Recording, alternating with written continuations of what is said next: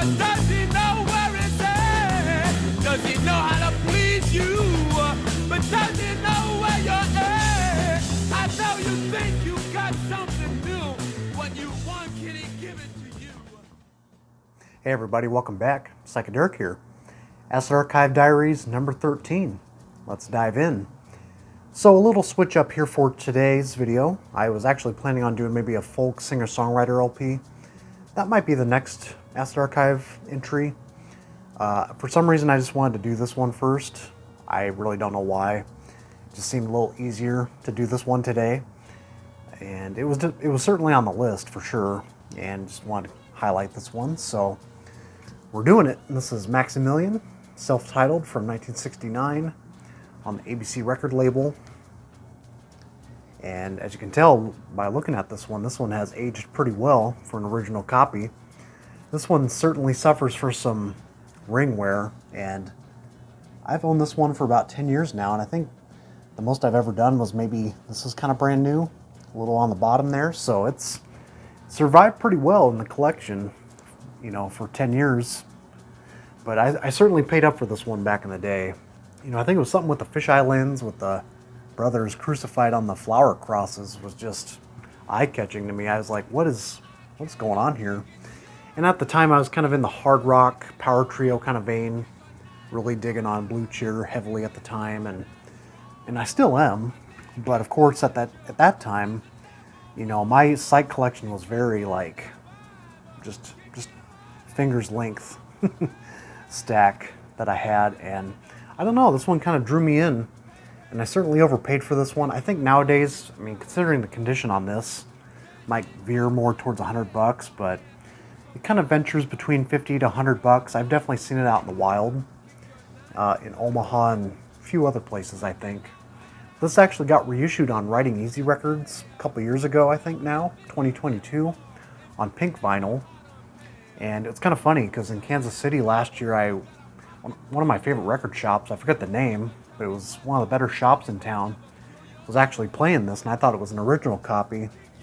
And that's when I found out they had recently reissued it. So it's kind of a nice surprise there hearing this in the shop. So we got the lead singer here, Buddy Bowser, who was the lead vocalist and questionably the saxophone player on one track in the introduction to The Name of the Game. And I say that because Buddy Bowser would later go on to New York Dolls, like in a later period, like way late period, I think. And then the guitarist at the time was like really young. I think he was like 16 years old, Mojack Maximillian. And then the bassist, Moby Maximillian.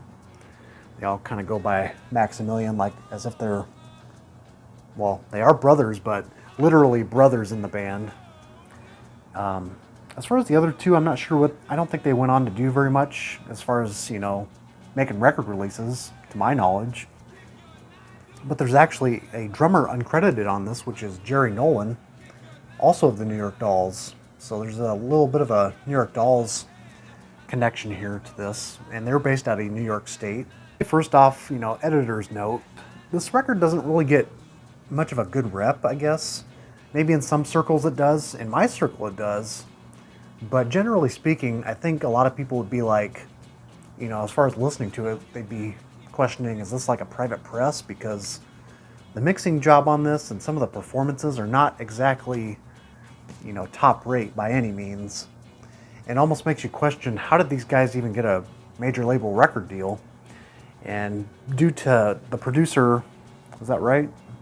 Yeah, he produced it and arranged some of the tracks. I think specifically Naked Ape, the opening track, Teddy Van, who was kind of like a pretty familiar cat around, you know, the East Coast, producing a lot of like, you know, soul and pop singles at the time, going back to the early 60s. And it also says in here a Teddy Van production.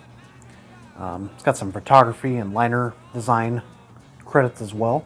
And I may as well read the back here, but it says, and it came to pass in the year 1969 that Golgotha music was one of the few surviving vestiges of truth. Its prophets of love and truth such as B.B. King, Bob Dylan, Donovan, Aretha Franklin, Arlo Guthrie, Joan Baez, and others sang the psalms of the time.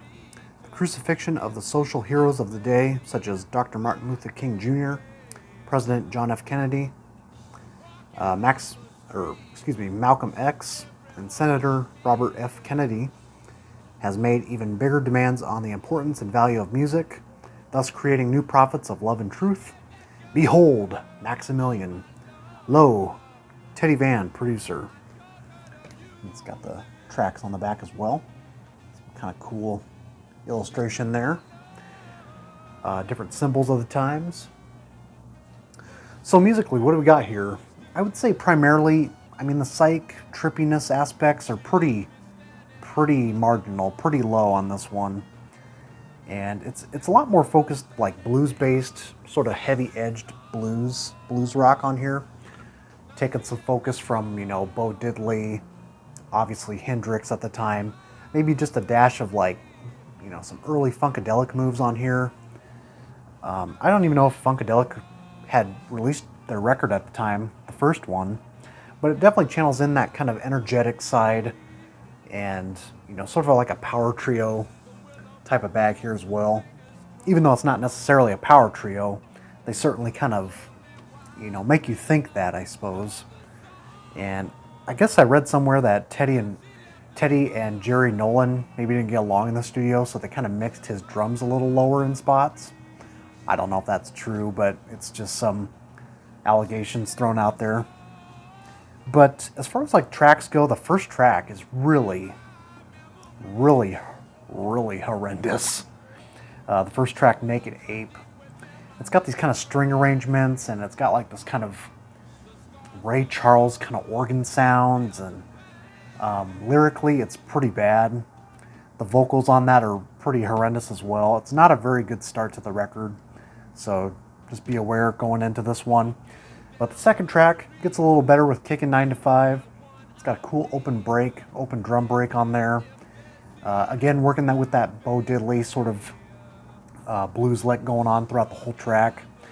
And oftentimes these tracks, it makes me wonder, they seem kind of on the spot, like they only recorded this in one night session.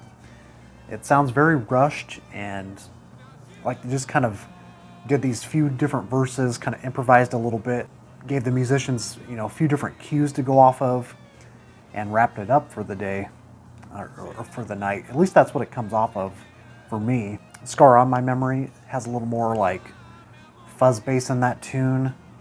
A little bit of fuzz wah in there, a little bit too. And then the last track on side one, The Road Rat, probably has the worst mixing job of all.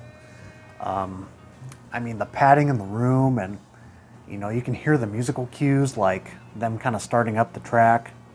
And even some vocals are very muddy in the mix too. You can hear it very faintly in the background. But then some other verses just kind of chime in like they did some overdubs or something. But something sounds very off in the mix. But I kind of like that for its kind of odd charm. And then you got more of a simple kind of blues lick going on Little Amazon. The Name of the Game, probably one of the more better tracks, a little more Hendrix influenced. But I'd say the strongest track for me, and it's the track that kind of reeled me in initially, is the track New Lover, second to last track, which I find to be probably the strongest track. It's got the best riff anyway. And I should also mention too, the vocalist, coming from Buddy Bowser, he's not listed in the credits, just says lead voice is Maximillian.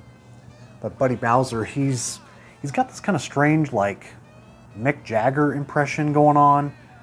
Kind of punky in the vocals, but also every time he says a sentence like kicking 9 to 5, he's always got that on the end of his verses on nearly every track. It's pretty irritating, but I guess that's just his approach, is just as natural, the way he throws off his tongue. And then it concludes with a track called Moby's House, which is a very kind of piss poor way to end it as well. It's got, it's like a 2-minute track, and it basically intertwines all the songs you heard previously and then intersects them with a brand new track. It doesn't really go anywhere. It just kind of concludes it like, okay, this is just some filler at the end. Let's just, feel that extra padding at the end. So I might sound like I'm giving this album a lot of crap, but actually I kind of like it in a strange way. It's not it's nothing great. It's nothing, it's just like, what are the circumstances of, like, how did this thing get produced? Who actually financed this? Why did they think these songs were good? And there's no real hooks in here necessarily, and it just seems like they could have made a better impact if they had, some single-worthy tracks, but there really isn't any, except for like Naked Ape. Man, like I said, it's like the worst cut on here. I think anyway, but I really do like it in some strange sort of way. So kind of rambled about that enough. Kind of went more of a track per track review. Get a shot of the label here.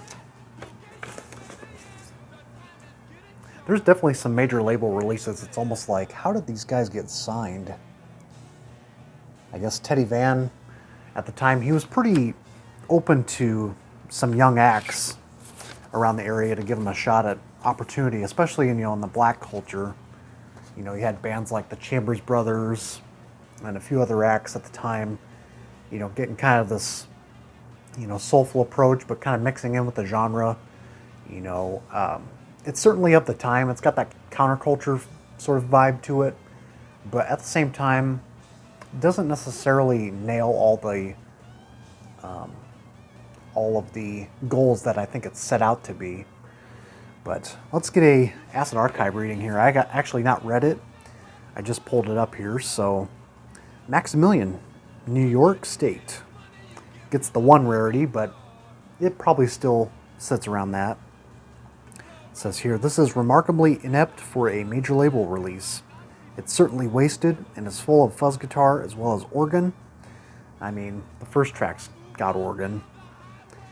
But it's not exactly the funk psych freakout people wish it were, as it doesn't really go into particularly far out places.